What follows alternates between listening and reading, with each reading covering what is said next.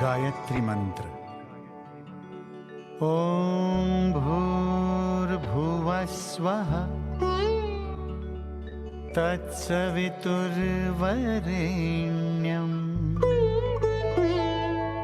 भर्गो देवस्य धीमहि धियो यो नः प्रचोदयात्। Good evening and a very warm welcome to all of you. हमारे घर के बुजुर्ग, members of our Senocare family, our supporters, our well-wishers and all those who've taken time out to join us today to celebrate World Senior Citizens Day. सच कहूँ तो at Senocare, every day is Senior Citizens Day because for us, there's nothing more important than our seniors. But today is extra special because today we have a group of distinguished panelists who will be speaking to all of us. इनमें doctors भी हैं, celebrities भी हैं, musicians भी हैं और कुछ super seniors भी हैं. Each person has something to contribute, something to teach us, something to entertain us with और something to inspire us. बहुत कुछ सीखने को मिलेगा और साथ साथ मज़ा भी आएगा. गुलजार साहब ने बहुत खूबसूरती से ये कहा है, चेहरे की चमक और घर की ऊंचाइयों पर मत जाना. घर के बुजुर्ग अगर मुस्कुराते मिलें तो समझना अमीरों का आशियाना है. बस आप सब मुस्कुराते रहिए, हमारी खुशी इसी में है. तो चलिए शुरू करते हैं दिल की बात से. अब दिल की बातें करनी हैं तो दिल का ख्याल भी रखना पड़ेगा. We have with us today Dr. Akhilesh Srivastav, Senior Consultant of Cardiology at Max Super Speciality Hospital in New Delhi. Dr. Srivastav happens to be one of the finest cardiologists in the city. His areas of specialization include non-invasive cardiology, preventive health checks, and cardio rehabilitation and fitness. Dr. Srivastav will be talking to us today on cardiac ailments in the elderly, including risk factors and preventive measures. Thanks, Sanjana, for the kind introduction. Good evening, ladies and gentlemen. I will be speaking about cardiac ailments in elderly population. Elderly population means anybody above the age of 65. Cardiac ailments are the commonest of all diseases in elderly population. About 70% of people above the age of 65 have some form of cardiac illness. As the age advances, this incidence goes on increasing. Above the age of 85, almost 85% of people would have some form of cardiac ailment. Another important aspect to remember and keep in mind is that elderly population has many other comorbidities like arthritis, cancer, liver problems, kidney problems, prostate problems, and so on and so forth. Moving on, I will discuss about risk factors for the cardiac ailments and preventive measures against them. So risk factors for cardiac ailments are of two types, non-modifiable and modifiable. Non-modifiable are risk factors against which we can't do anything. They are three in number. Number one is your age. As the age advances, the chances of getting some cardiac illness is always there and nothing can be done about it. It is a simple normal aging process. Number two is your gender. Males have more likelihood of getting heart problems after the age of 45 and females after the age of 55. The average age of heart attack in males is between 45 to 55 years and in females between 55 to 65 years. Next is your family history. If there is a family history of premature heart disease, subsequent generations have to be very careful and be in touch with the doctor for preventive measures. Now we'll discuss about modifiable risk factors. Number one is hypertension or high blood pressure. It's the commonest of all risk factors in elderly population. About 30 to 50% of people above the age of 65 have high blood pressure. Thank you, Dr. Srivastav. That was very useful. Now we'd like to introduce you to someone very special, a true inspiration to all of us. This young 91-year-old practices a trait that we wish to foster in all our elders, which is don't ever stop living. Even if you weren't able to pursue your dreams and passions when you were younger, it's never too late. You can do it at any age, and that is what will keep you happy and healthy. Meet Mrs. Latika Chakravarti or Latika ji. Latika ji is 91 years of age and loves collecting old saris, kurtas, and clothes from all over India and recycling them into one of a kind handbags and potlis, which she creates on her 64-year-old sewing machine. Each bag that she creates carries its very own unique story. आइए मिलते हैं लतिका जी से. Dear friends, I am Latika Chakravarti, 91 years old. I live with my son in Bombay. It is my passion to make fancy bags. It started like this, that once I made 2-3 bags. My daughter-in-law liked it very much and her friends also liked. That encouraged me to make more and more bags. More than 1,000 bags I made at this age. So my message to all, that you should be disciplined in life and you can make anything of your choice anytime, at any age. My best wishes to Punita for our company Senocare. I congratulate Senocare for creating an awareness for the senior citizen. May God bless you. Thank you, Latika ji. May you continue to inspire all of us. Now I'd like to introduce Dr. Sushma Bhatnagar. Dr. Bhatnagar is head of the Department of Onco Anesthesia, Pain and Palliative Care at AIIMS, New Delhi. Dr. Bhatnagar's primary area of specialization is cancer pain management and palliative care, and she has contributed extensively to several global programs aimed at enhancing palliative care leadership and capacity in developing countries. Her mission is to increase the knowledge and awareness of cancer pain management and palliative care amongst the public and medical community and to see smiling, pain-free cancer patients. Today, Dr. Bhatnagar will be talking to us about palliative care and all that it involves, including pain management and end-of-life care. Good evening. Before starting, I would like to thank Senocare for inviting me over here. I would do special thanks to Ms. Punita Khattar for the invitation, and I also would like to thank Dr. A.B. Day for introducing me to this organization. The theme of the organization I really liked, that we should take care of our elderly at present and we should plan for them for future. I'm Dr. Sushma Bhatnagar, professor and heading the Department of Palliative Medicine at AIIMS and NCI Jajjar. I will tell you something about what is my view about the elderly care. So as in childhood, since the childhood we have learned, and as in the Indian culture says, that we have to look after our elderly. And when it comes to the elderly people, they first comes your parents and their grandparents. And we learn since the beginning that we have to take care of them when they are aging, when they are physiologically they are declining, or if they are having some kind of any comorbidity, we have to look after, and that we looked after. When I talk about the 2 decades of experience at an institute, I can tell you that at the institute, although it was slow, but by this time, we have integrated concept of palliative care in the continuum of care at every aspect. This includes even not only the elderly people, but all the patients. So when it comes to elderly, our aim is very clear that if cure is possible, we will do everything to cure.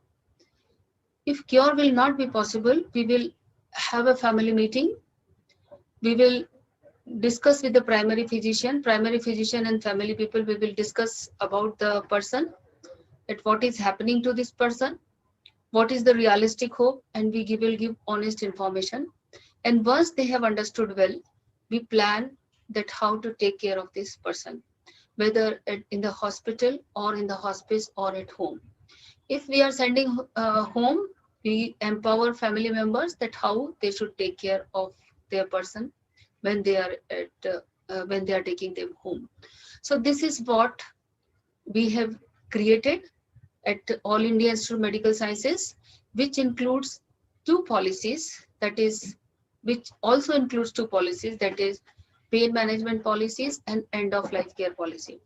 In pain management policy, we are committed that all our patients, those who are registered in institute, they should be pain free.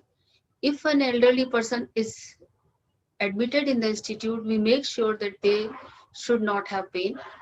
In end of life care policy, we are committed that if our patient, which includes elderly patients also, and we have decided by doing all the investigation and diagnosis and this thing, the treatment is not going to be possible, and so we don't desert this person. We make a very good care plan for him, and which care plan includes symptom management, pain management or dyspnea management, and whatever symptoms we anticipate, we plan that how to take care of the person so that the end should be dignified. This is what we have created in the All India Institute of Medical Sciences. Now I'll tell you one more recent experience of mine as a chairperson of COVID services at National Cancer Institute, Jhajjar. Since last 2 years, since last March 2020, we all were fighting COVID, and we are still fighting.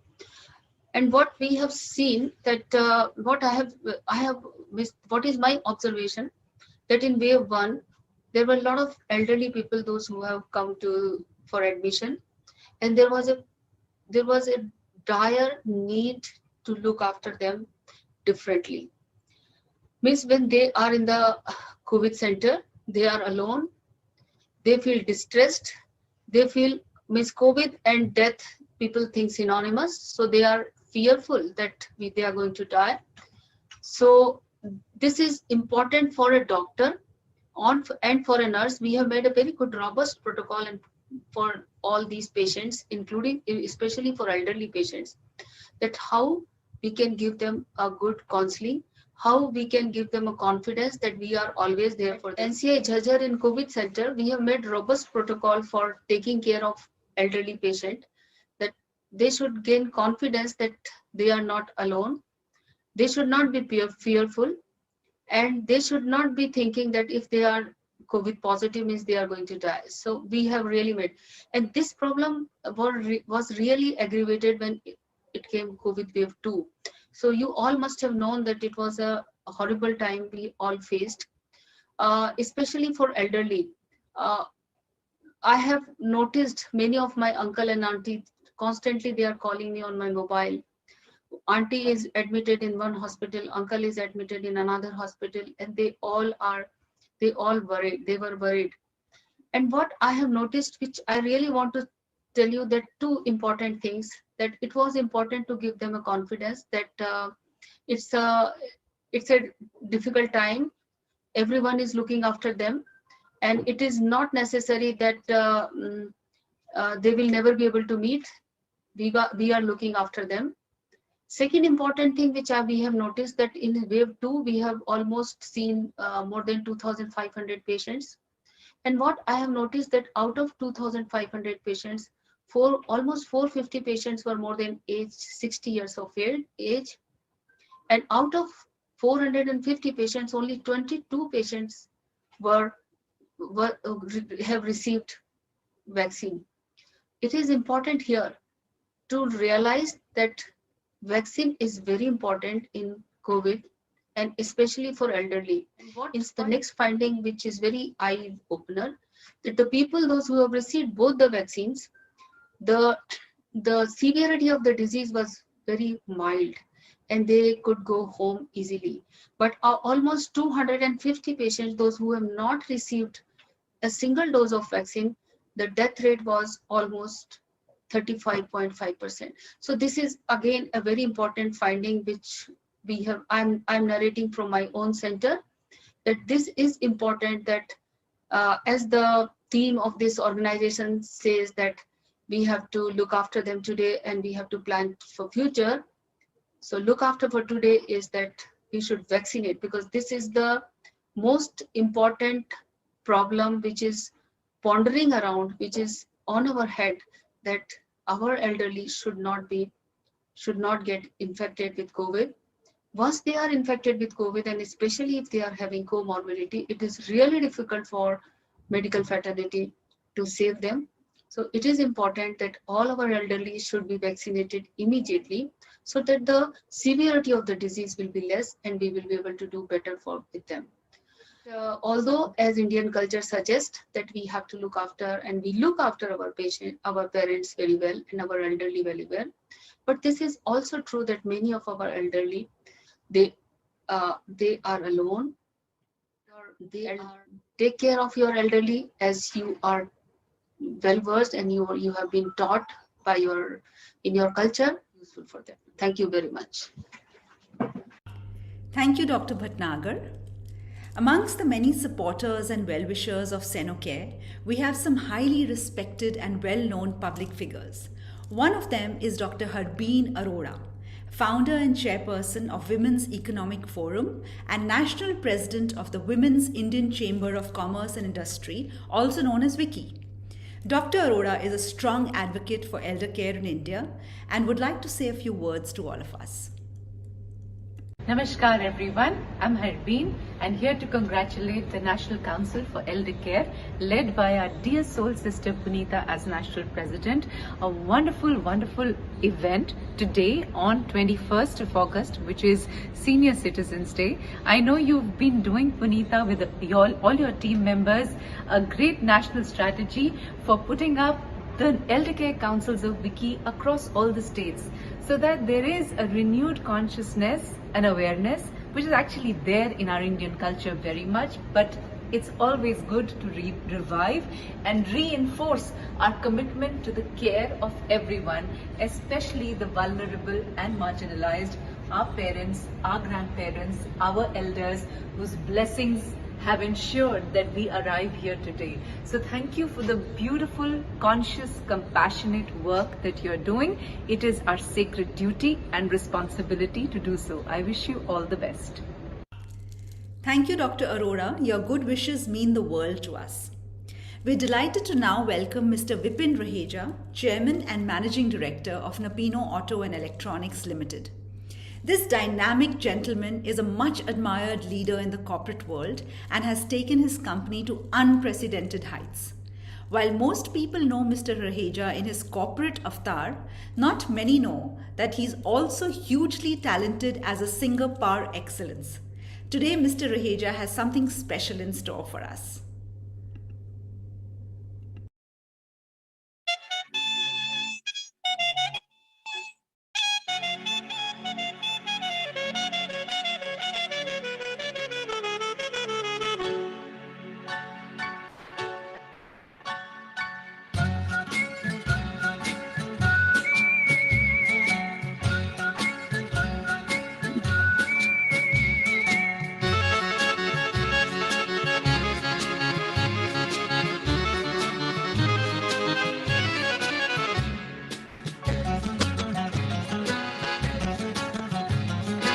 नखरवाली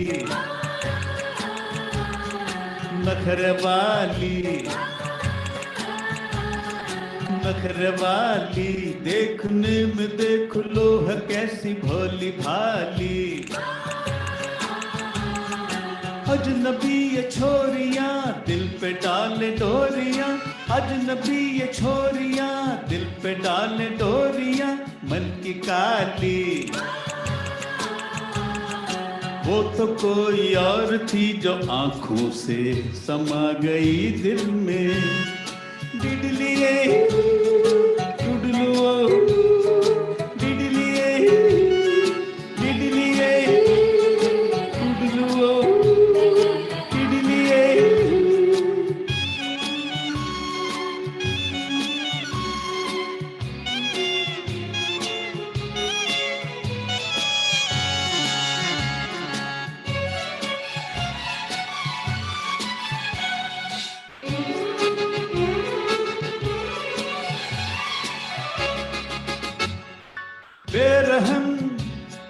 बेवफा अपना कुछ अता पता बता तो दे, ओ बेरहम बेकली बेकसी, कुछ तो कम हो फिर से मुस्कुरा तो दे, ओ बेरहम।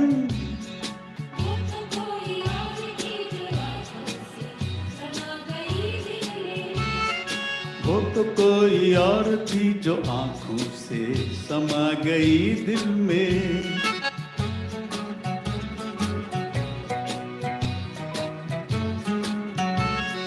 डिडलिए डुडलू, डिडलिए डिडलिए डुडलू, डिडलिए डिडलिए डुडलू,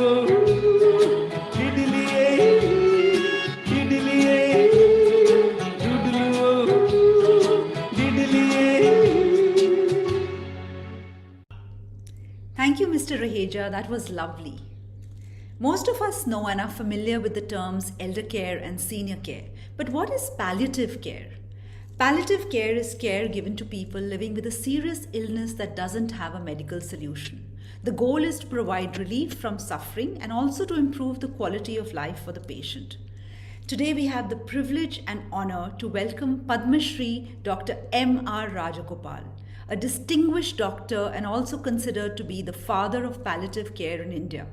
Dr. Rajagopal is the founder chairman of Pallium India, and his work in palliative care is considered to be the most significant contribution made by any individual in the country. Dr. Rajagopal founded the Pain and Palliative Care Society in 1993, which was recognized as a model project and then later went on to become a pan-India movement. In fact, it's no exaggeration to say that India's journey into the area of palliative care was started by Dr. Rajagopal. Today, Dr. Rajagopal will be talking to us about palliative care in India and why it's important for us to understand and appreciate it. Namaste. My name is Rajagopal. I am the chairman of Pallium India, an organization that attempts to mitigate suffering, serious health-related suffering in our country. Would you like to take a guess how many elders would be living alone in single-member households in India? Not people living with a home nurse or a paid caregiver. Single member households, people living all alone. Thousands, tens of thousands, lakhs. You would be surprised. In our country, we have 1.5 crores of people, elders living all alone. This phenomenon is growing. Westernization, globalization, urbanization, all this is having its impact. Young people are leaving to take up employment elsewhere. And the consequence of the nuclearization of families is elders left alone. The care for them certainly has to involve keeping them as healthy as possible. No doubt. Also, improving their functionality and quality of life, improving their independence, bringing as much of enjoyment into their lives as possible. That is vitally important. That is what most elder care organizations concentrate on, and that's a noble task. Nevertheless, there is something not so nice that's happening with most elder care initiatives in the country. When eventually, as has to happen with everybody, people get ill, all of a sudden, the tender compassionate care ends and they are sent to a hospital where, if they have some money in the pocket still, most of them die alone imprisoned, hands and feet tied, subjected to every possible indignity, every possible source of pain, and there they die. It is not nice to think about it, is it? Isn't it better to think about positive things like independence, quality of life, etc.? True. But, ladies and gentlemen, what we are doing to elders with serious illness is nothing but a travesty of justice. This is cruel. This cannot be permitted. Do you have any idea how many people are pushed below poverty line by catastrophic health expenditure in our country? It was 5.5 crores in 2015. It's a growing trend. More than 4% of our population is subjected to catastrophic social destruction by healthcare. There are other problems too. In our country, we do not treat pain. Remember, pain can be beyond your imagination. I've seen a person who said his pain was like somebody driving a nail into his ear all the time. Can you imagine it happening once? I cannot. I've seen a person who said his pain was like a red hot iron being pushed into his bones and twisted all the time. It's easy to laugh at pain when it is somebody else's pain. But these are realities that haunt all of us. It's not somebody else's problem. Only 10% of us will die a sudden death. 85 to 90% chance is that we'll go through a prolonged illness before we go. This is about all of us, our loved ones, ourselves. Less than 4% of elders have access to palliative care in our country. We have to change it. In Trivandrum, where I work, 67% of all our patients are elders. And this will be true anywhere. And we need to make lives livable for them. Certainly, encouraging independence, encouraging enjoyment of life, encouraging contribution to society whenever possible, keeping dignity. But I also will say that dignity is important not only when they are able to walk about. That dignity is important to the last moment of one's life. The family has a huge role to play in it. When available, I was talking more about the people left alone.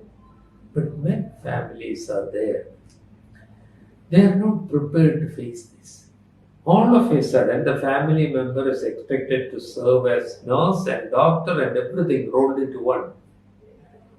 And they are lost. These are realities in every life, which are gradually growing because the number of elders is growing with greater longevity. And we need to be prepared. Families desperately need empowerment to care for their loved ones. We have an elder care policy at the Government of India. How much of it is translated to action? Maybe that policy implementation gap needs to be filled. And organizations like Senocare have a huge role to play in it. I'm glad I have come across this organization. I hope you will be successful in your mission. I hope your work will extend to people who cannot pay for their service. We have models in our country like Arvindai mission, where somebody who is capable of paying pays enough to care for free treatment for one. The iniquities in our society are a shameful fact. Our children should not have to go up getting used to that and walking away from that. I hope all your efforts Senocare team will succeed. I hope you will grow from strength to strength. I hope you will be successful in incorporating principles of palliative care into all aspects of your work. Thank you for giving me this opportunity to talk to you. I wish you all the best. Thank you so much, Dr. Rajagopal, for all your wishes and for your support to Senocare. आइए अब आपको मिलवाते हैं एक बहुत ही interesting doctor couple से. Meet Dr. Sujata, a gynecologist, and Dr. Ashutosh, a general surgeon. These two wonderful doctors have been married for over 30 years and they heal people not just with medicines but also with their beautiful music. Hello everyone. Myself, Dr. Sujata Kelkar, and I am a gynecologist. I am Dr. Ashutosh Kelkar. I am a general surgeon. Season's greetings to you all. We all are at this age not tired at all. So there is no question of retiring. We are not aging, but we are all becoming better with age. Our golden years have started. It is time to do the things you dreamt of all those years. Be it music, reading, writing, painting, traveling, anything. Our passion is to play harmonica. So let us all sing this beautiful song. जिंदगी मिलके बिताएंगे, हाले दिल गा के सुनाएंगे, हम तो सात रंग है, ये जहां रंगी बनाएंगे.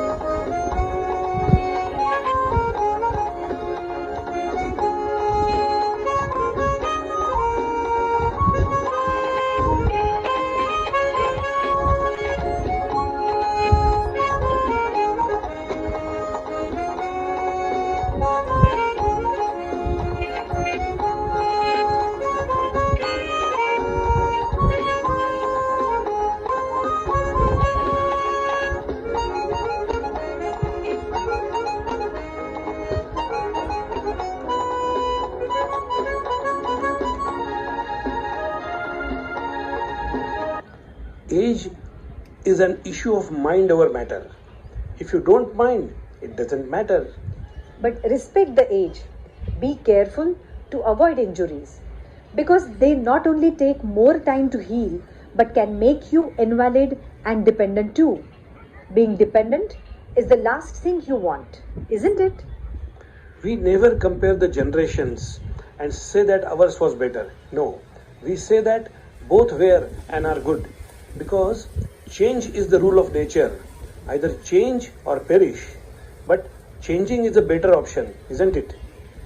So teach the younger generation from your experience.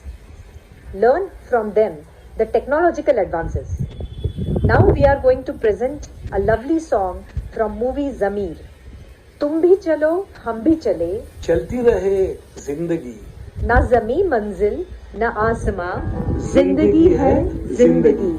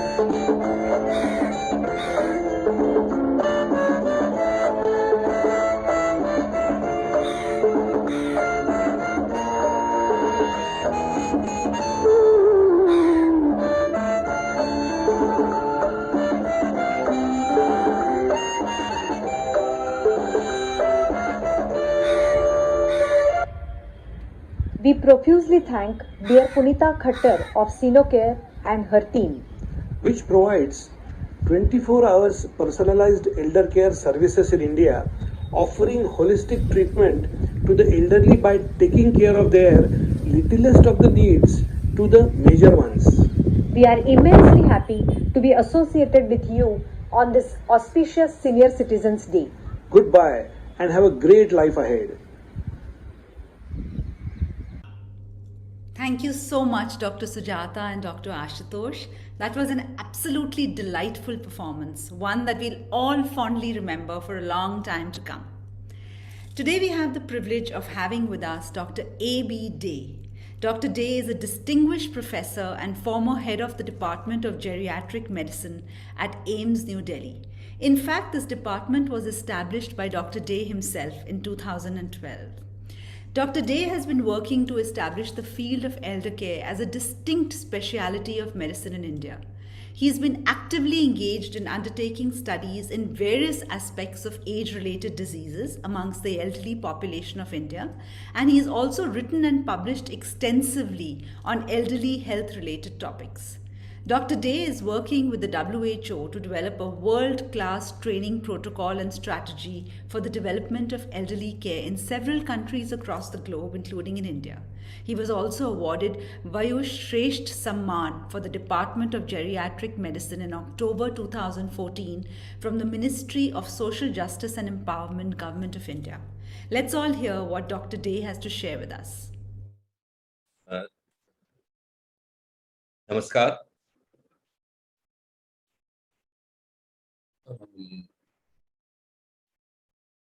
पुनीता जी ने काफी सवाल पूछे, जीरियाट्रिक मेडिसिन क्या है और हम क्या करते हैं। Actually geriatric medicine is one of the recent most components of medicine. It's rather the youngest part of medicine, and it started developing in India in the last 3 decades or so in various parts of the country. And we at AIIMS started a clinic in 1993, and over the years it has become a department, and in a few months' time there will be a National Center of Aging at AIIMS. What the geriatricians do? Actually, geriatricians do everything that possibly a pediatrician does in a younger human being, that is looking after all issues related to health and well-being of a child, with a goal that the child has to be taken over to the age of 12 or 13 or 14 when the adult physician or internist takes over. Nowadays, there is a new discipline called adolescent medicine. What we do in geriatric medicine, because there is nothing that we have to cross over to another physician coming in, so we want to make this part of life as comfortable, as pleasant as possible. So we treat everything. We try to provide care for every health issue that an older person has. Unlike internal medicine, which was large part of my career was spent in medicine, where my job was to make a diagnosis and send the patient to another specialist for an intervention. Here, I make the diagnosis, I do the intervention. But today I'm going to tell something else. It's about what is happening to the field of aging or care of older people in our country globally. In December 2020, 14th December 2020, the UN General Assembly adopted celebration or observation of a decade of healthy aging starting from 2021. This will go on till 2030, which will be coinciding with the SDG or Sustainable Development Goal 2030. So obviously there is a huge connectivity between the two. So in the decade, what we are supposed to be doing, it's a decade for everybody. It's not for the physicians or Senocare for every citizen, because after all, healthy aging is an aspiration for every human being. So what do we want? We want to change the way people look at old age, older person, or the process of aging. We need to ensure that communities foster the capabilities of older people. We saw the example of three great singers and an entrepreneur, and many other will be coming in to tell about their abilities and capabilities of how they can enjoy life. We need to deliver person-centered care from every component of the health system, and this person-centered care is integrated enough to take care of the needs of older people and provide long-term care who needs it. That's what our host Senocare is involved in, providing long-term care to many of the citizens in this country or all over the country. And how we do it? We need leaders, stakeholders. Empowering stakeholders and leaders and creating leadership is important. We need to have information about how people age, what they are doing, what are their needs, what they aspire. A lot of activities have been done in finding out what are the aspirations of older people, so we need to document all of them. And finally, work in a way that nobody is left behind and everybody has taken along to provide a healthy aging as an aspiration goal for every human being in this planet. So with this, I thank Senocare for giving me an opportunity to share some of my ideas. Thank you.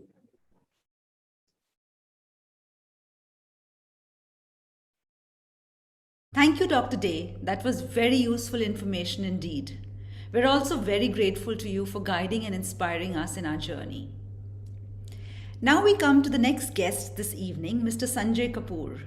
With an illustrious career spanning over 32 years, Mr. Kapoor is a well-known face in the telecom industry. Mr. Kapoor is the ex-CEO of India's largest telecom company, Airtel, and during his 15 years tenure with the company, he played a major role in making it the #1 telecom player in the country. We've all seen Mr. Kapoor on TV talking about the future of the telecom industry, but not many know that he's also a brilliant singer and has a huge fan following of his own. Let's listen to Mr. Kapoor.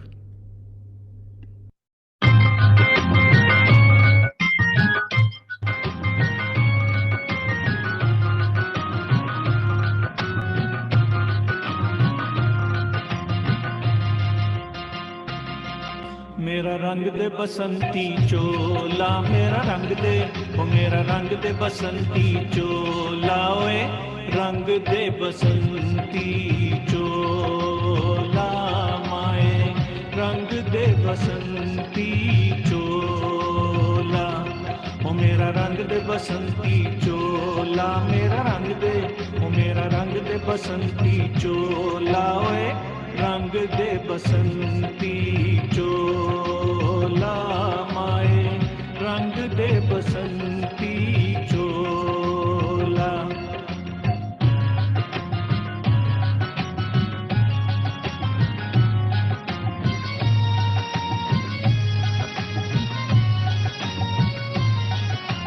दम निकले इस देश की खातिर बस इतना अरमान है, दम निकले इस देश की खातिर बस इतना अरमान है, एक बार इस राह में मरना 100 जन्मों के समान है।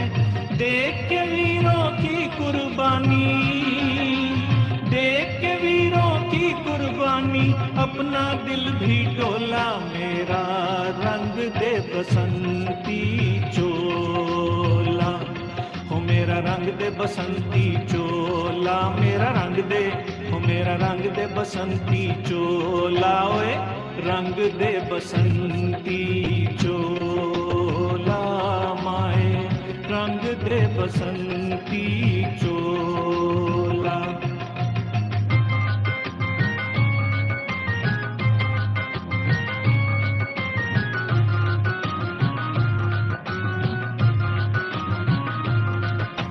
जिस चोले को पहन शिवाजी खेले अपनी जान पे, जिस चोले को पहन शिवाजी खेले अपनी जान पे, जिसे पहन झांसी की रानी मिट गई अपनी आन पे, आज उसी को पहन के निकला, पहन के निकला, आज उसी को पहन के निकला हम मस्तों का टोला। मेरा रंग दे बसंती चोला, ओ मेरा रंग दे बसंती चोला, मेरा रंग दे, ओ मेरा रंग दे बसंती चोला, ओए रंग दे बसंती चोला, माए रंग दे बसंती चोला, ओ मेरा रंग दे बसंती चोला, मेरा रंग दे, ओ मेरा रंग दे बसंती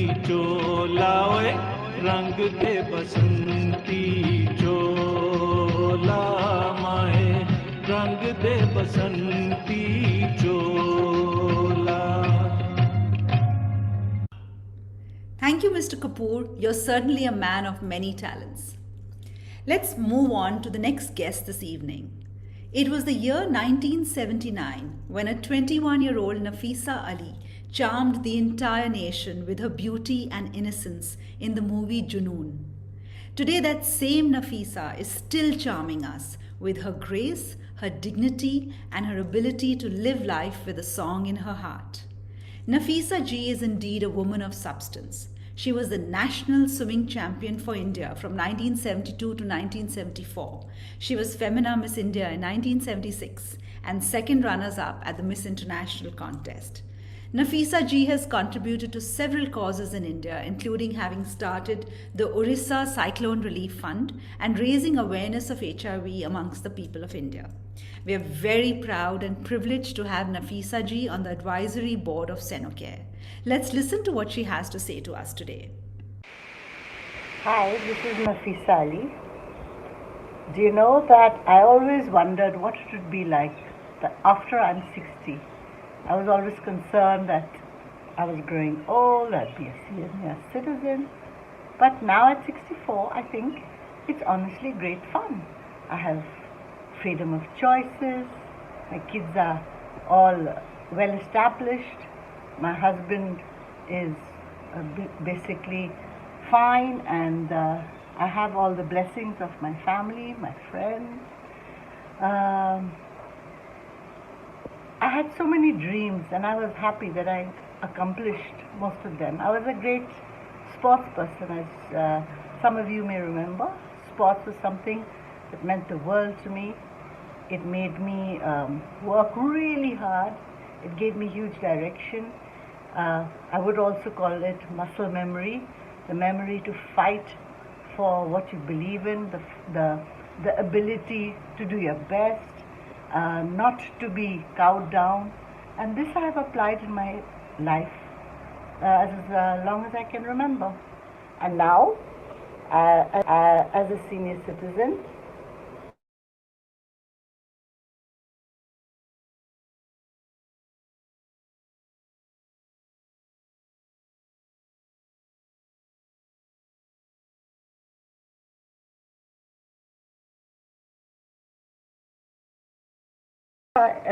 wonderful clubs for elders.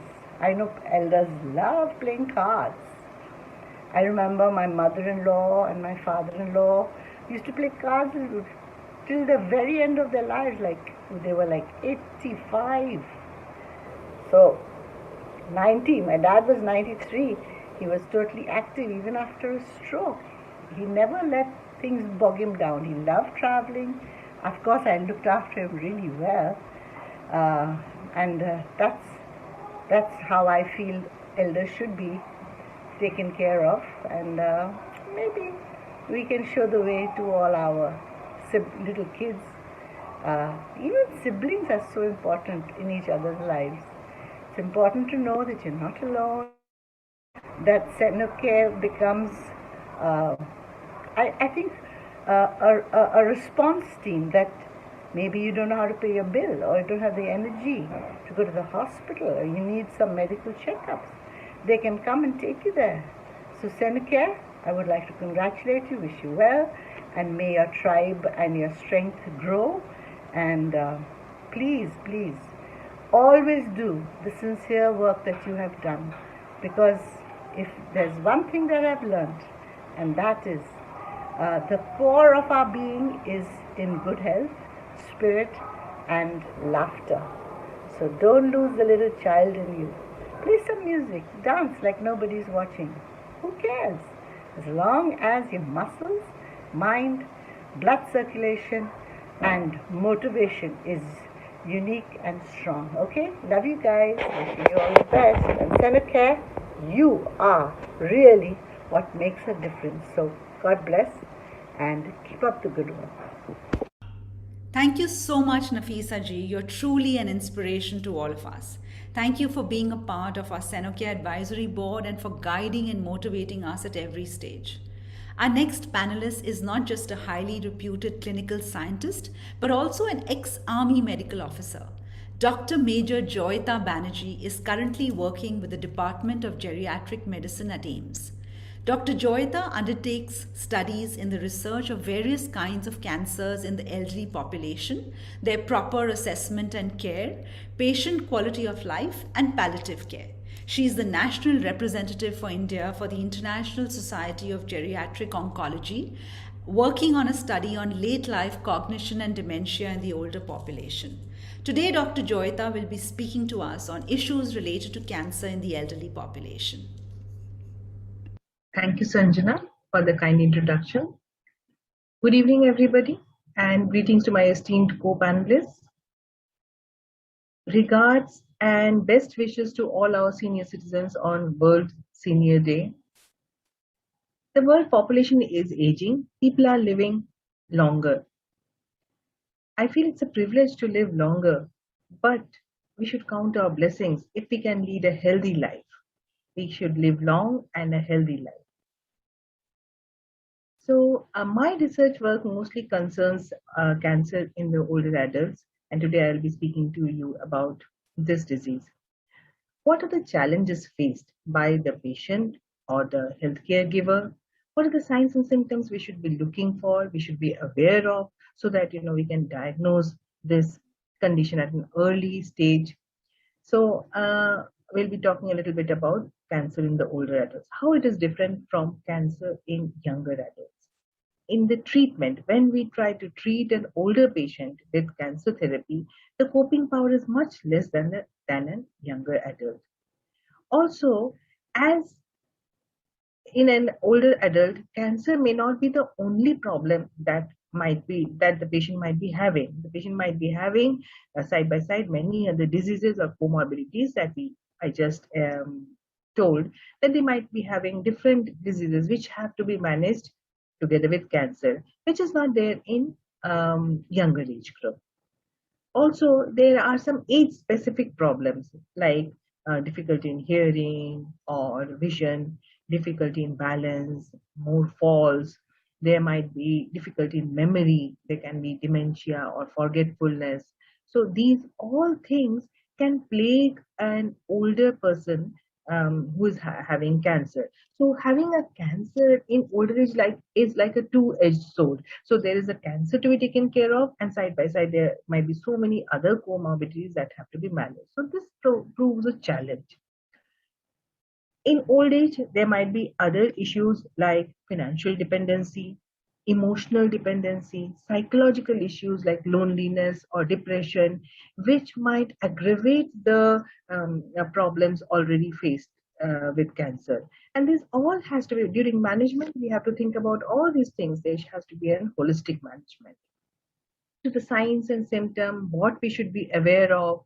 So some of the general signs and symptoms of malignancy are sudden unexplained loss of weight, loss of appetite, feeling of tiredness, pain in the body, different parts of the body, or a continuous fever. The issue is that all these symptoms may happen in old age also. As one might think, older person or people in the family or other caregivers might think that this is because of age, and they might not seek medical attention for this. Happens is therefore that they present at a delayed time at a advanced stage of cancer. So these people should be aware of these issues. If there is any kind of weight loss, if there is any kind of loss of appetite, or is there a continuous fever, people should seek medical advice. Then there are some specific, site-related symptoms of cancer. So different sites present differently. So if there is a continuous cough, a new cough that has developed and it is not responding to any kind of treatment, we should look into chest x-rays should be done, lung cancer should be ruled out. If there's any lump in the body, say a breast lump is there, or a lump in any other part of the body, that should be investigated. If there is bleeding from private parts in older ladies, then we should look into cervical or uterine cancers. We should investigate more. If there is any change in bowel habits, like a person who is having a regular bowel habit suddenly develops constipation or suddenly has continuous loose motion, then we should investigate why this is happening. Anything, you know your body best. If something is happening to your body which should not be happening, which is something new, if there is a pain, a new nagging pain in the lower back area, or if there is a continuous headache, or if there is difficulty in digestion, lot of difficulty, and you feel that the food is sticking in the throat. So these things have to be in. Now, how do we do screening of cancer? So in India, some cancers are very prevalent. So depending upon our habits, so many people take pan, gutka, chew tobacco. So oral and mouth cancers, tongue cancers are very common, and screening can help pick up these cancers at an earlier stage. Cough is developed, or like all the symptoms that I said, they have to be investigated. What are the preventions?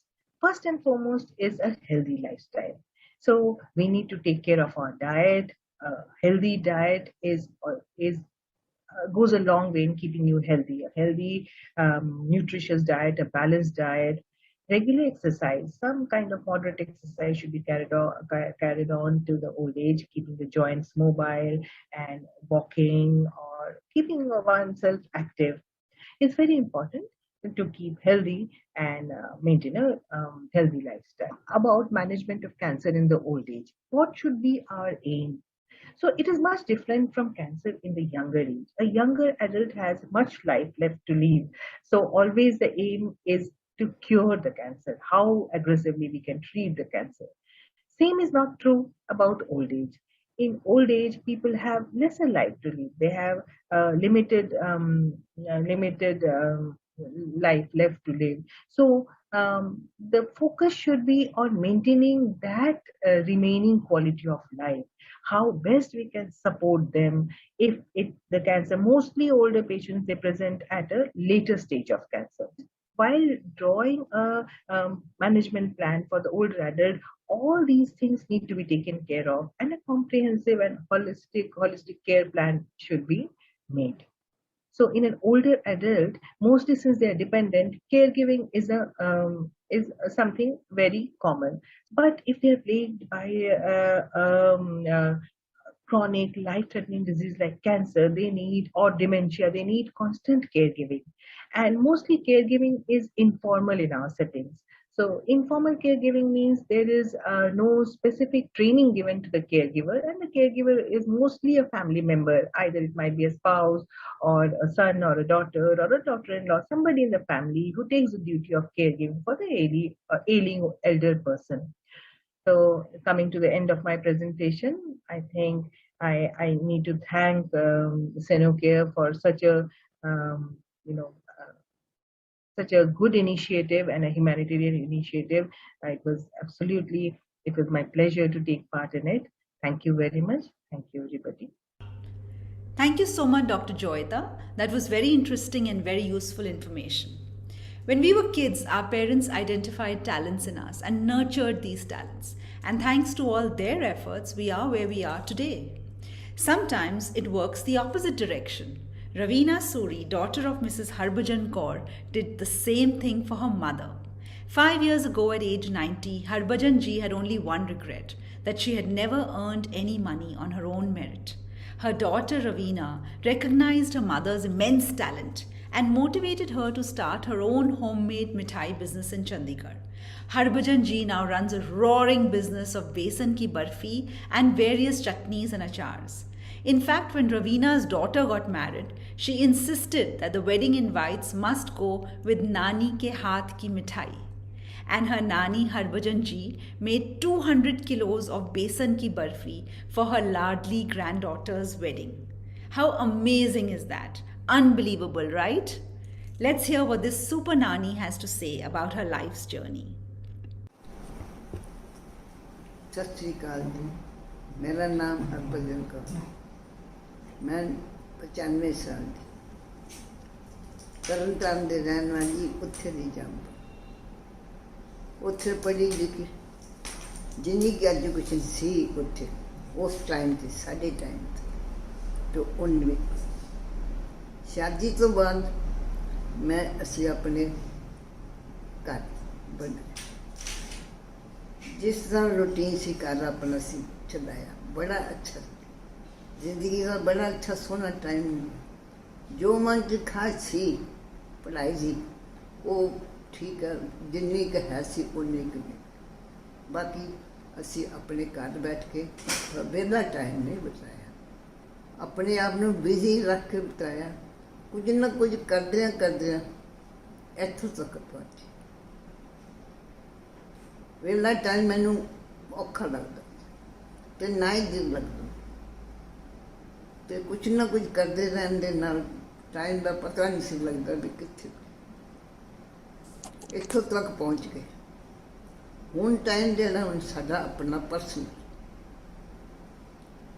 हुण इहनूं असीं जीवना बड़े अच्छे तरीके किसी तरह नहीं जियो, पर जियो अपने आप नूं चला के, वेला नहीं, बिजी रख के उस टाइम तक चलाओ, काम करते रहो। जिस तरह तुहाडे अपने शरीर चलता रहे, काम भी होंदा रहे, सेहत भी ठीक रहे, तुसीं काम आप भी करो तो दूजियां दी भी, अपने भैन भरावां दे हम उमरां उन्हां कोलों नाल कराओ, उन्हां नूं दसो कि ये टाइम साडे टाइम लंघाउण वास्ते नहीं, साडे जीवन वास्ते, ये साडी अपनी जिंदगी।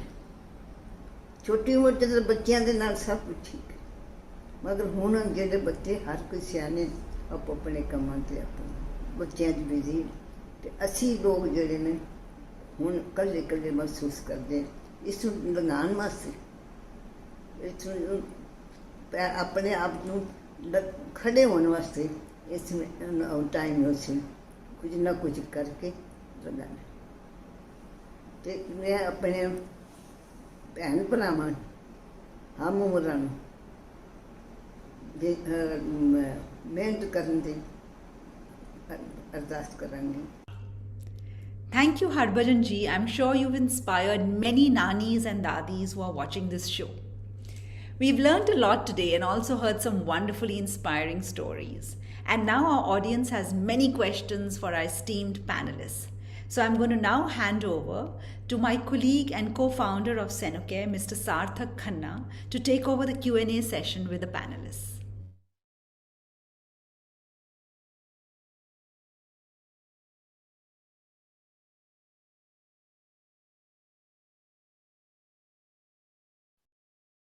Thank you, Sanjana ma'am, as we certainly could not have pulled this off without you. Once again, thank you to all our distinguished and eminent speakers for sparing their valuable time as we celebrate the Senior Citizens Day. It was a sheer delight to hear each one of you. As we move on to our final segment, we have some pre-collated questions from our existing members for our panelists. And for the live audience, I would request them to write their questions in the Q&A box, and we will surely try and take them up if the time permits. So without wasting any time, I would like to ask my first question to Dr. A.B. Day. Sir, In all your decades of studying geriatrics, is there something new medical science has discovered about the elderly population and their ailments? Something that we are not aware of? I would like to hear from you about your thoughts on this. There are 3-4 new conditions which have been recognized now, which we have done some research and published and found out solutions to.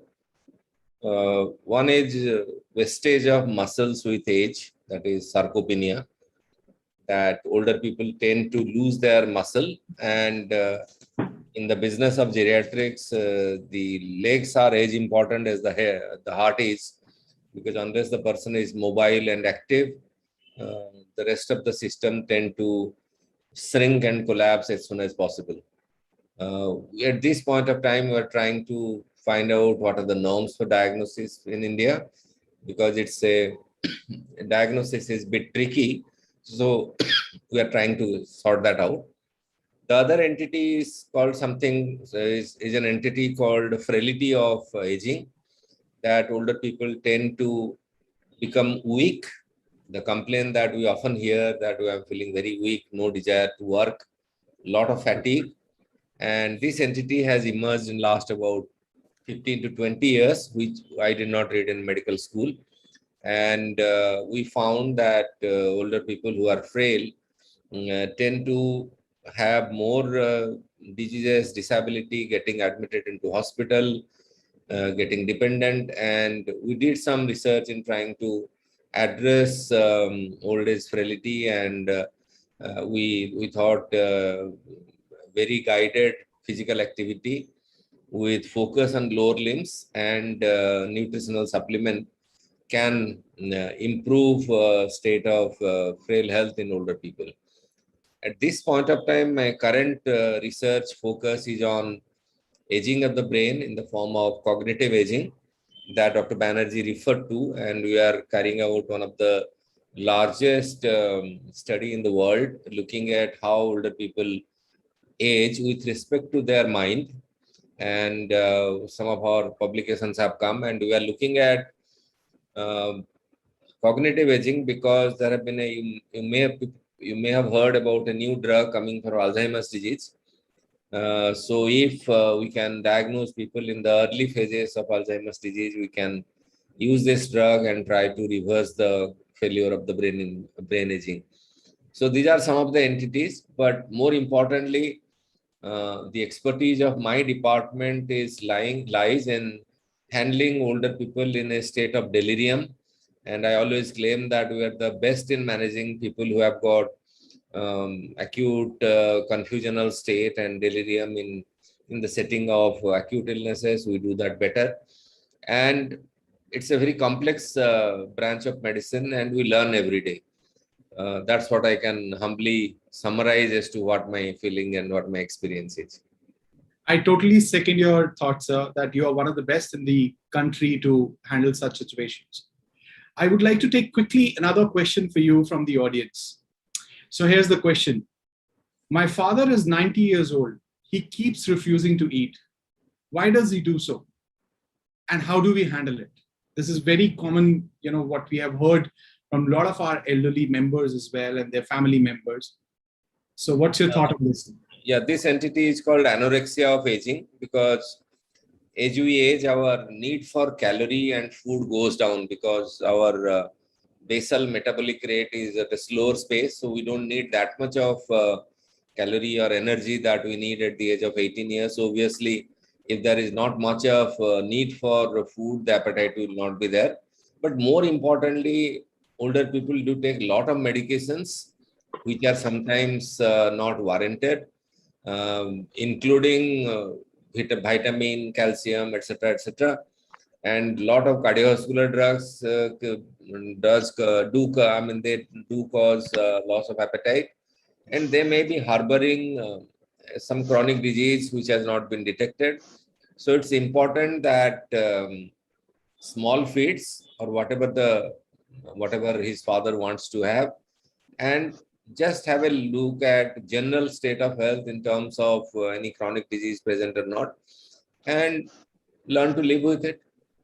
if somebody is surviving with low diet, in fact, not eating enough increases longevity and is good for health. In a experimental setting, I'm not talking in human setting.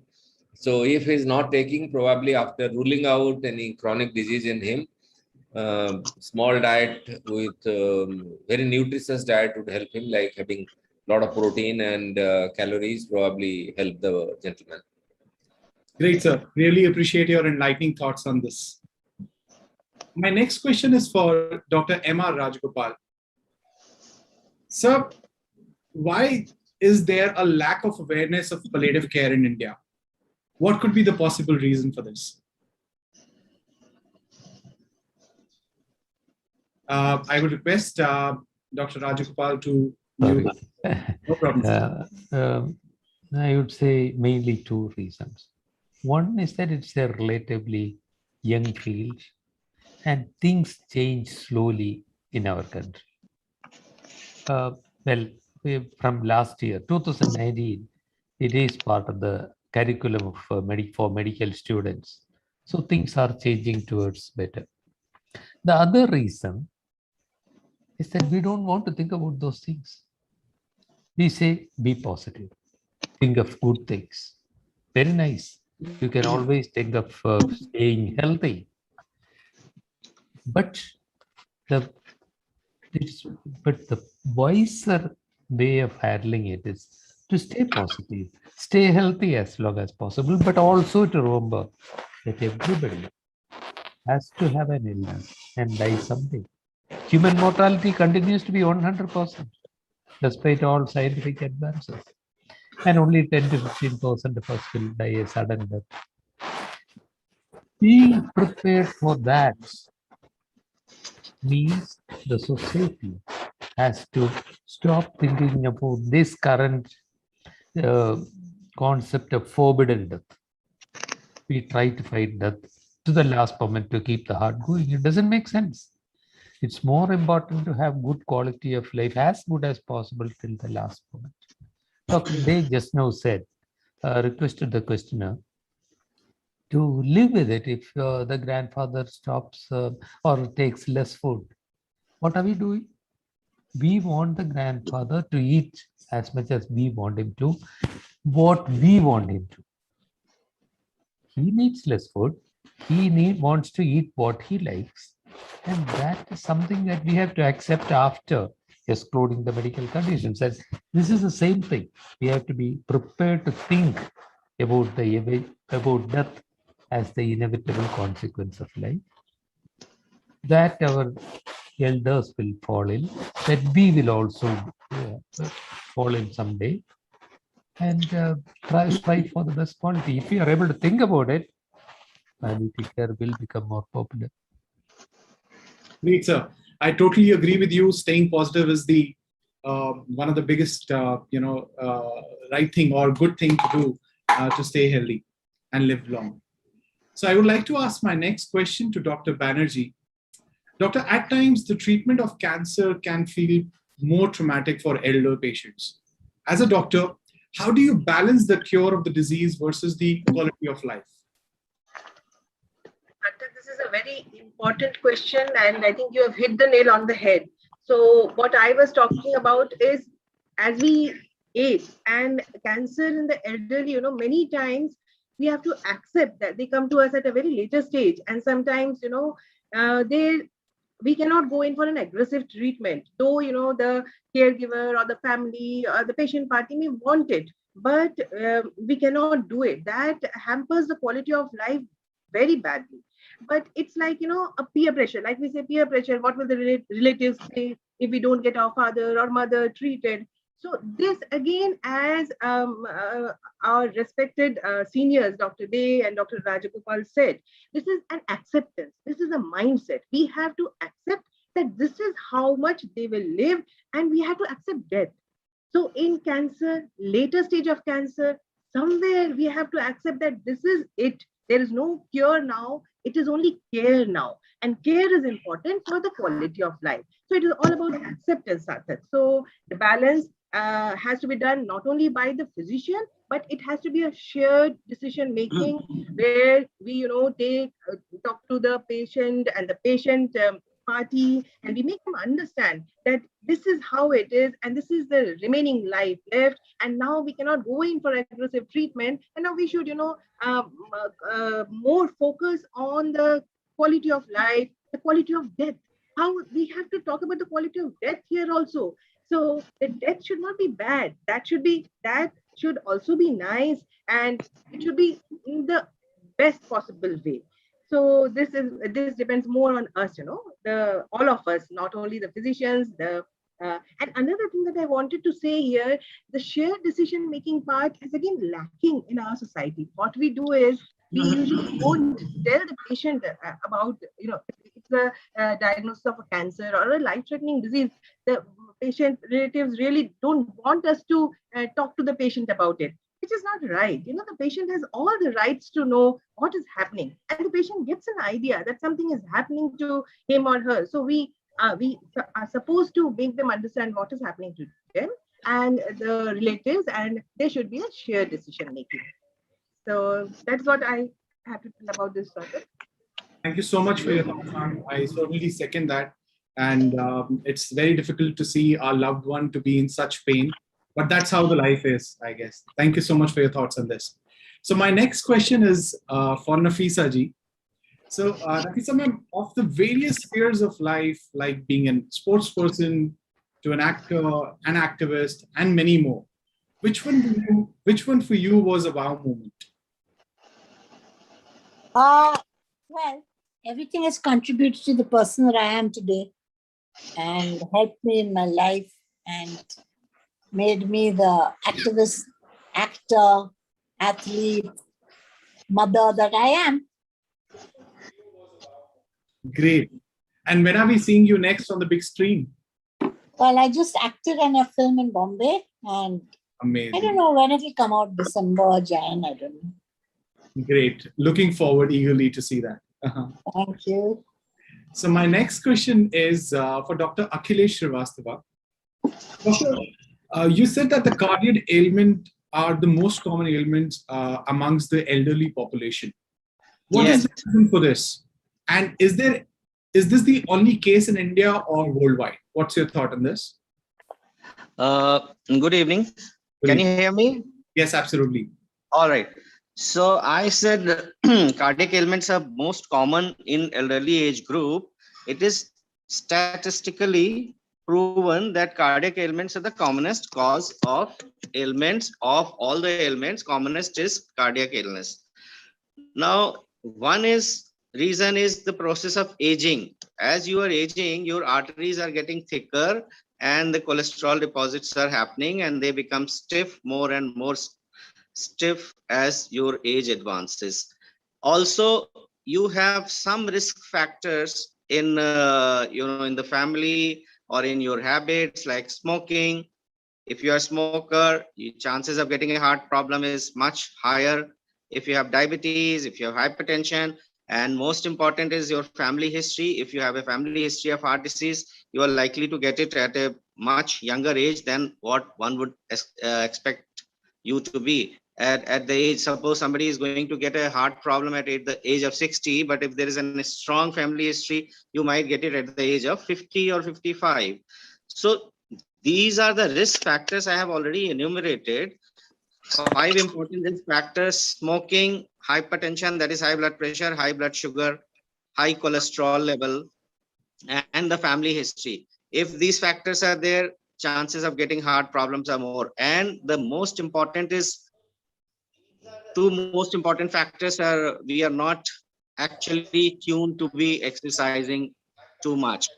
Indians as the nation, or as population, as Indian people, we don't exercise much. Our physical activity is at a very low level, and our diet is full of fatty food, curries and butter and ghee and oil and everything we are eating, and we are raising our cholesterol. And genetically also, Indians are more prone to diabetes and hypertension, high blood pressure, and high cholesterol. So these are the factors which contribute as to how Indians get more and more heart problems. also you would agree that there is a lot of smoking in the younger population, and that's why we see a lot of younger people getting heart diseases. So smoking in the Western countries, actually it is on the decline. Obesity is on the decline in Western countries, but in India it is actually we are getting more and more obese people because of lack of exercise and high calorie diet. So I think these things have to be taken into account by one and all, and that's how we can reduce the incidence of cardiac diseases. But these are the common factors which contribute for cardiac disease to become the one of the commonest diseases in older population and even in younger population in India. India is the capital, it's a diabetic capital of the world, as WHO says, and India is also cardiac diseases capital of the world, because we have more cardiac diseases than any other country. So our percentage of uh, heart diseases in people above the age of 50 or 55, we have the highest percentage of heart diseases in the world. Connecting another question to this, doctor, is there any reason why males have higher chance of cardiac problems than women? This is genetically determined. You can't really pinpoint a factor which can be modified. It is genetically determined, and this is a gender variation that females are, I would say females are luckier than than males, and they are not getting so much of heart disease. But after the age of 60, there is hardly any difference. Second thing is, in India, as compared to our country, to other countries, in India, males are having more risk factors, like smoking is more common in, of course, in the males than females, and I think that is one factor. I think smoking is one of the factors, and it is otherwise it is just genetic difference. You cannot really pinpoint a factor which can be modified or which can be removed from your daily life. It is you cannot really do it too much about it because it is genetically determined. You can't really. Thank you so much for your thoughts on this. So the next question is for Mr. Sanjay Kapoor. Sir, with your hectic professional schedule, how do you get time to pursue music? And what was that moment in your life when you realized that music is something, music is something like your passion? What's your thought on this? Well, Sarthak, I don't think it was planned in any fashion. As a professional career goes up, the stresses of life go up, and everybody looks at some unwinding mechanism in their lives. And other than exercising regularly, I needed to pursue something which really helps me to unwind, ease up. And I found that calling in music. And it was probably from my school days that I had some interest, and some people thought that I could sing a bit. So, I came back to opening the vocal cords, had somebody come and make me practice, and that went on for some years. And from that time onwards, I think the digital aids have taken up, and now there are so many applications possible on the net, and you can download any one of them. I do access Shmule very regularly, and once in a while record a song. Friends like it; it eases me up, and I sometimes feel that probably I'm more younger than I am. So I think it keeps me going. Great, sir. And one more small question I wanted to ask you: that what was the thought behind for you to take up the songs for the evening? Is there any modus operandi you have or you follow before you pick up any song for the evening?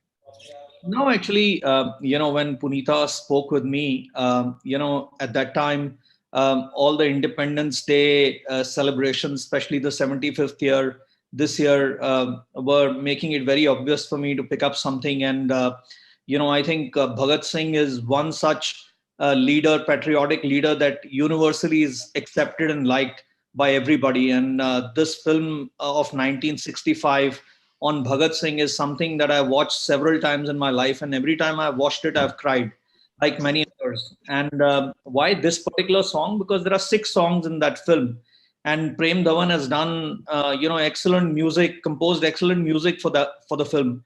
But I picked up this one because I don't know how many people realize that there are 3 people who sang this song in the film. So there was Mukesh ji, there was Mahinder Kapoor, and there was Mehta, Rajendra Mehta. So these 3 guys sung this song, and it was a challenge to me, because when 3 people sing a song and you try to sing it like a solo, it challenges your breath hell of a lot. And I took that up as a challenge to say, okay, let me give it a shot, and I'm okay. I mean, I didn't go too much wrong on it. So it was pleasurable to sing it, and for somebody who's a hero for most of the Indians when it comes to patriotism. Thank you so much, Sanjay sir, for your thoughts. Thank you. I would like to ask my next question to Dr. Sushma Bhatnagar. Doctor, pain management sometimes carries the risk of addiction of strong drugs and painkillers. How do you manage that risk? So, thank you very much, Sarthak. Actually, pain management is a fundamental human right, that if somebody is in pain, we need to relieve the pain. Now, pain is also a subjective phenomena. So it is very important to assess pain properly, and then we have to manage pain properly. The drugs which causes addiction is basically it's a big misconception and myths that there are few drugs which causes addiction when person is in pain. So there are multiple examples, multiple studies and evidence that if person, basically in cancer pain I'm talking about, if patient is in cancer, suffering with cancer pain, and we are administrating the mainstay of pain management, opioids, which will relieve the pain of these patients, because there are few receptors which will on which these drugs will work and person will be pain relieved. These patients are asking medication only for pain relief, and there are various multiple ways to assess pain. That patient is an addict or patient is asking for medication because of any other reason, then there are multiple way we can find out. So it is not that always pain medication will cause addiction and person will become addict to it. It is also responsibility of medical fraternity, means doctor and nurses, to assess their patients, to follow their patients properly, so that anytime if a young patient who is asking medication without any reason, or he is having any compulsive indication that he is taking, or he is having irrational behavior, he is procuring medication from various sources, then there is a need to assess and reassess the pain for that person. Otherwise, for pain, especially for cancer pain patients, there we need to give medication and we should not be fearful. Only thing we need to follow up, and this will need training and education at all the levels, at public level, at hospital level, at undergraduate level, and at doctor and nurses level, because everybody should know that when we need to follow up and what is the follow-up procedure for all the patients, so that we should not be fearful. Because when we balance about the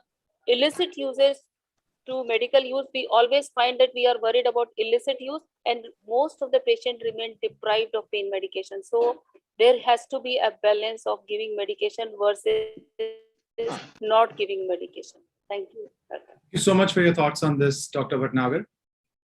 So my next question is for Mr. Vipin Raheja.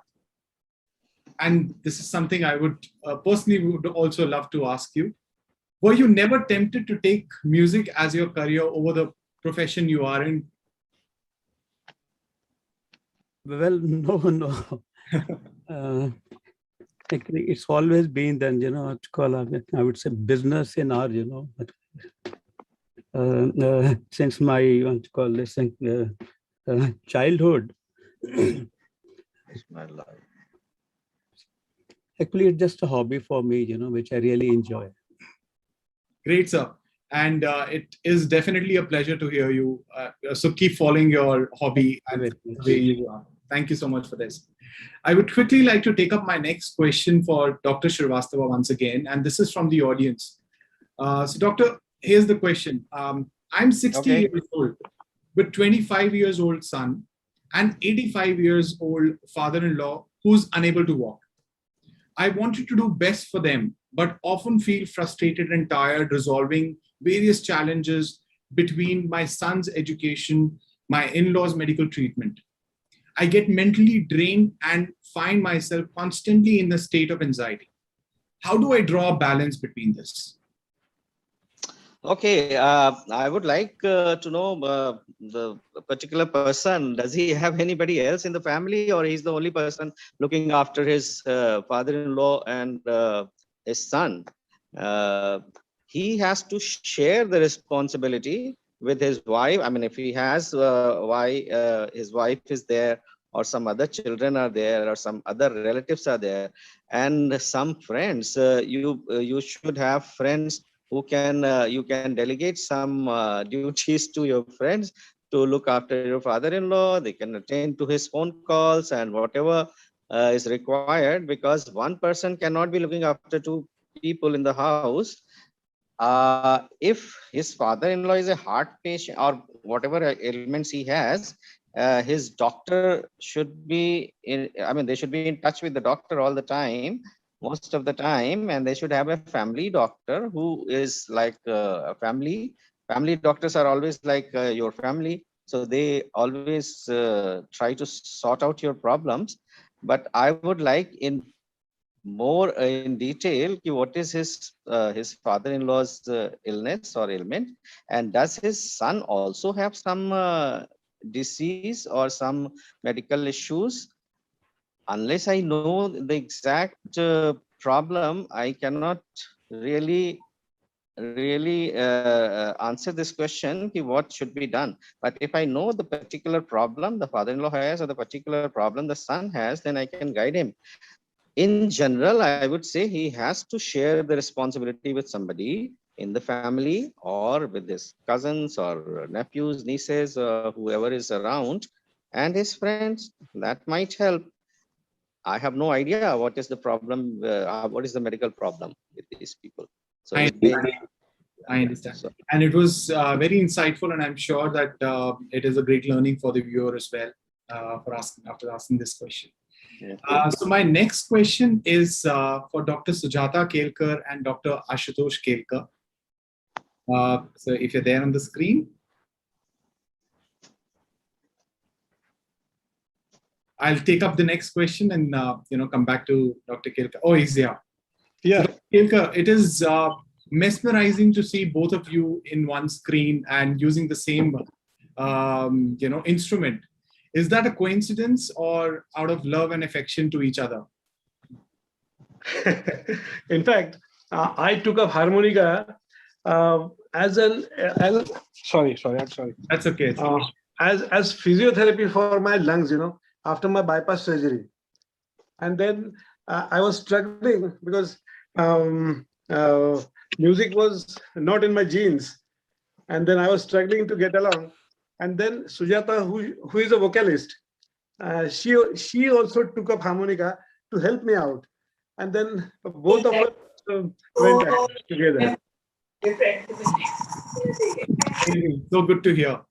And we definitely, would love to hear you soon again. Thank you so much. Thank you so much. My last question for the evening is for Dr. Rajagopal from the audience, sir, for you. Here's the question goes. My 69 years old husband is diabetic and has hypertension and had a heart attack as well a couple of years back. He's constantly talking about some or the other health issues which doctors are not able to address. Can a palliative care doctor or a geriatric be of any help? It's very disturbing to see someone so obsessed with his health all the time. Thank you for the question. First and foremost, medicine is not an exact science. We absolutely have to find out if the person is really having an undiagnosed problem. But if nothing has been found, I do believe that a geriatrics doctor or a palliative care doctor or a clinical psychologist will be able to help this person. Very often, it's also dependent on personality. Sometimes we are so very much worried. Maybe just saying this, for giving the usual reassurance, saying everything is going to be okay, that doesn't reassure him. And confronting the problem and possibly saying, you seem to be very much concerned of something, you are afraid of something, would you like to talk about it? And then the truth may come out that his real concern may be something deep hidden inside. I did say that palliative care people will be able to help, because in palliative care, psychosocial support is part of what we learn and what we teach. So yes, we may be able to help. A clinical psychologist also may be able to help, or a geriatrics doctor also may be able to help. Great, sir. Thank you so much for your inputs on this. So, Dr. Day, coming to what Dr. Rajgopal said, that is there any sort of a psychological support as a geriatric doctor or a professional is also given to a patient? Talking to the patient is the most important psychological support that we can provide. Trying to dissect out what really is bothering the person. Is it the fear of death or fear of becoming disabled, and the financial difficulties, relationship issues? So there are many components to the picture of unhappiness. So the physician has to look at what really is bothering the person, and tablets are no solution. Probably some very professional counseling sometimes helps, and so that needs to be looked at, and then probably the person has to take care, have the confidence in a physician with whom he has or she has been being treated or being taken care of, and then share the share the feelings, and then that can help out. And I had to response to the question that went to Dr. Srivastav about how to take care of a 86-year-old father-in-law or father, and this thing, and the son also. My suggestion is, after all, for this, Senocare is there for the 86-year-old father-in-law or father. So maybe some help from Senocare, and focus on education of the children, or kind of rearing of the children is probably sharing the responsibility as Dr. Srivastav advised. So Senocare has to take some responsibility of this family. Thank you so much, sir. Coming from you, it means a lot to us. And as a pledge, we will definitely try our best to live up to your expectations. At last, I would like to once again thank all the distinguished speakers for their valuable inputs. It was a great takeaway for all of us.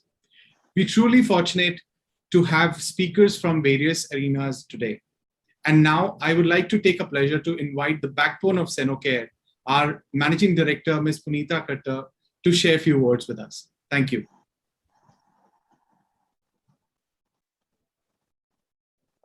I would request you, Punita ma'am, to unmute yourself. And now I would like to take a pleasure to invite the backbone of Senocare.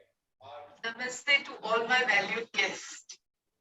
हजारों ख्वाहिशें ऐसी कि हर ख्वाहिश पे दम निकले, बहुत निकले मेरे अरमान, फिर भी कम निकले. A very, very good evening to all my distinguished guests, respected Dr. M.R. Rajgopal sir, Dr. A.B. Dey, Dr. Akhilesh ji, Dr. Sushma, Dr. Jyoti, respected Nafiza ji, mentor and my inspiration, Mr. Sanjay Kapoor, Mr. Vipin Raheja sir, amazing, loving Mrs. and Mr. Ashutosh Kelkarji, our living legends, Mrs. Harbhajan Kaur, Mrs. Lotika Chakravarti, Mrs. Harbeen Arora, and my very, very dear friend, colleague, Sanjana Kohli, and dear Sarthak Khanna. Dekha ek khab to ye silsile hue. That's exactly what happened. A year back, my friend Sanjana sowed the seed, that our elders are very vulnerable and we need to do something. And then there was no looking back. It's very difficult to not get influenced and inspired by my friend. It has been such a beautiful evening, and I can feel everybody would say, "Okay, don't spoil it by a long speech." While I'll try not to do that, but there are a few things that are on my mind that I would like to share with the audience. We are very, very, very grateful. We have around 168 people who had joined, or maybe a little more. Today, we all have gathered here because each of us somewhere wants to get an insight about aging and how we can help our aging parents. Why is there such sudden chaos and urgency? Till few years back, I, like most of us, were barely thinking about the challenges of our parents, leave aside trying to help them. We rejoice that India is among the world's youngest nation, but fail to see that India houses world's second largest elderly population as well. Thus, there was almost no attention that was being given, and it only made sense as it resonated very strongly with me, being a child to a parents who are, one is suffering from Parkinson, other from dementia. It is a subject very close to my heart. In a recent survey done by Senocare, we were shocked to discover that in urban cities,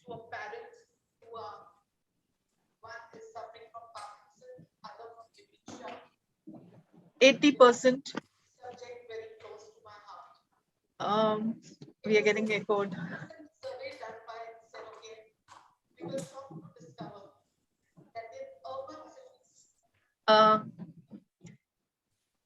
In the urban cities, urban area, 80% of the population was unaware about geriatric and palliative care. What more needs to be said? So it is pertinent that to do something meaningful and constructive, we will need to have individual awareness, family awareness, society awareness, and national awareness. For each of us will have to play the role. In India, I doubt even 2% of the elderly feel their later years are the golden years of their life. We need to change that. And a lot will need to be done. You might have a lot of questions, but sadly, I'm not the authority to guide. But having said that, I have a perspective on this matter. When we are expecting a new member in our family, a child, we make a lot of preparations. We ensure that we understand the psychological, physiological changes that child will go through, the nutrition that needs to be given, every aspect of that, the house should be accident free. But we do not do. But a child and an elder who are going to go, who actually are identical in their needs, we do not prepare for the elderly. I was listing down the common traits in an infant and a very elderly, and I was so surprised. Both have so many common traits. They nap frequently. They take small meals. They love attention. They love rocking chairs. They need to be watched over. They fall frequently. Less memory, can be moody, endless. So while we prepare for our child, why do we miss out to prepare for the elder who's bound to go through these changes, physical and psychological, in their old age? And it cannot be just the responsibility and the duty of the government. We all, as individuals, as family members, as friends, need to have this awareness and make a concrete effort. While Senocare is doing a lot for the elders, it is connecting. But I, Sanjana and Sarthak, felt that it cannot be done under the umbrella of Senocare alone. With a lot of excitement, apprehension, and joy, I'm sharing a news that we have decided and registered Senocare Pehel Foundation to undertake everything and anything that needs to be done to create awareness, to support the underprivileged, and various other causes that we get unearthed. And I have not even sounded off my mentors that I'm planning to trick and fall upon them for support, including Dr. Mr. M.R. Rajgopal sir, Professor Day, Joyita ji, Sushma ji, Dr. Akhilesh. This is it's a cause for me. It's not a elder care is not a just a social cause. It's a personal vision now, and I will be reaching out, pleading to you for guidance, support, so that I and my team can contribute in a productive and in some promising way. Thank you so much once again. Thank you from the bottom of my heart to all the panelists and the guests tonight. God bless you. Thank you, Punita ma'am, for such amazing words. So to end the evening, I would like to share a small song which is dedicated to all our elders, Senocare members, and all the elders in our family. And I wish you a very happy Senior Citizens Day, and look forward to for another opportunity to connect with you all with some great thoughts. Thank you so much. Take care.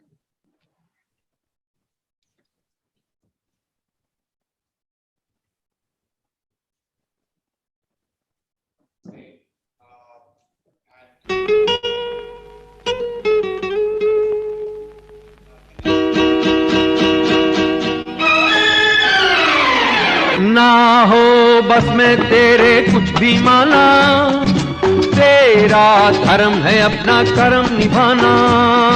ना हो बस में तेरे कुछ भी माना, तेरा धर्म है अपना कर्म निभाना। तेरे पीछे मत सोचे जग वाले, आया था इस दुनिया में कोई मस्ताना।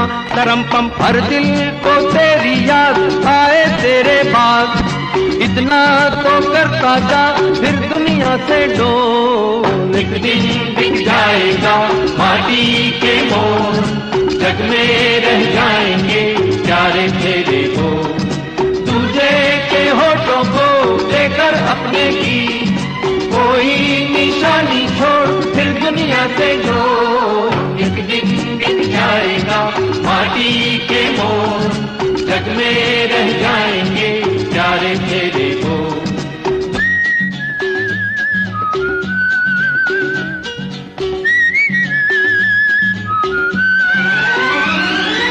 ना हो बस में तेरे कुछ भी माना, तेरा धर्म है अपना कर्म निभाना। ना हो बस में तेरे कुछ भी माना, तेरा धर्म है अपना कर्म निभाना। तेरे पीछे मत वाले सब सोचे जग वाले, आया था इस दुनिया में कोई मस्ताना। करम पम हर दिल को तेरी याद आए तेरे बाद, इतना तो करता जा फिर दुनिया से दूर। एक दिन बिक जाएगा माटी के मोल, जग में रह जाएंगे प्यारे तेरे बोल।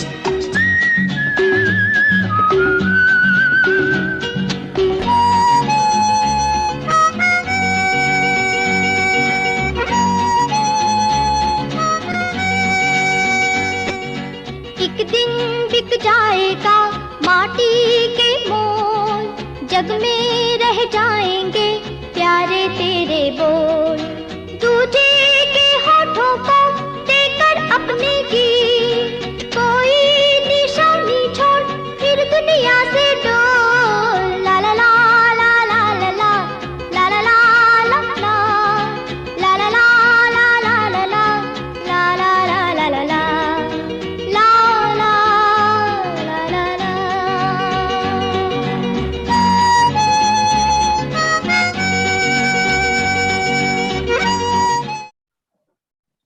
Thank you so much once again. And on this note, I would like to thank all our viewers. We currently have close to 350 people live with us throughout the session, and close to about 100 odd people on the social media through pages as well. I thank you for your valuable time. I'm sure you would have gained some insights from this distinguished panelists. Thank you and have a good life ahead. Jai Hind.